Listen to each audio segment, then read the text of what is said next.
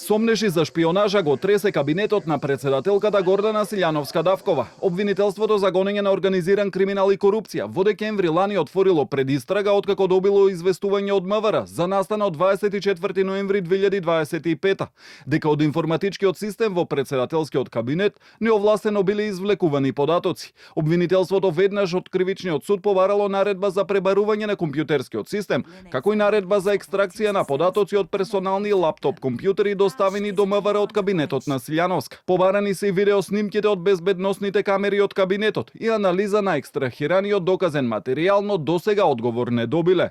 Од страна на Министерството за внатрешни работи до денеска не се доставени повратни информации, ниту известување за преземени дејствија во врска со обезбедувањето на копии од видеонадзорот. На 16.3.2026 година МВР достави известување за дел од преземените активности кои се однесуваат на обезбедување, пристап до криптирани податоци од дотогаш екстрахираната компјутерска опрема. Воедно до основното јавно обвинителство за гонење на организиран криминал и корупција беа доставени 2 мобилни телефони одземени од пријавениот, со барање за нивна екстракција во истражниот центар, пошто веднаш беше издадена соодветна наредба за постапување. Велат од обвинителството од каде додаваат и дека на 25 март до МВР доставиле наредба за анализа на податоците од мобилните телефони и заедничка анализа од податоците екстрахирани од компјутерската опрема, но таму досега не добиле никакво известување за резултатите од преземените дејствија. Од МВР пак тврдат дека веќе постапуваат по 2 наредби од обвинителството од февруари и март.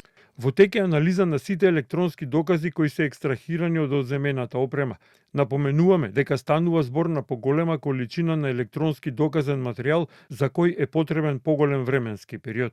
Анализата е во завршна фаза и во наредниот период целокупниот доказен материјал ќе биде доставен до основното јавно обвинителство за гонење на организиран криминал и корупција. До ЈОГОК пристигнала и пријава подпишана од група вработени во МВР, со која под сомнение е IT администратор во кабинетот на председателката, кој наводно копирал, енкриптирал и складирал доверливи податоци и бил поврзан со разузнавачка служба. Во пријавата се споменуваат и други функционери од кабинетот и од Агенцијата за разузнавање, за кои имало сомнежи дека можеби учествувале во прикривањето на доказите, па дури и високи владени функционери, кои наводно ургирале кај председателката и кај обвинителката да го затворат случајот.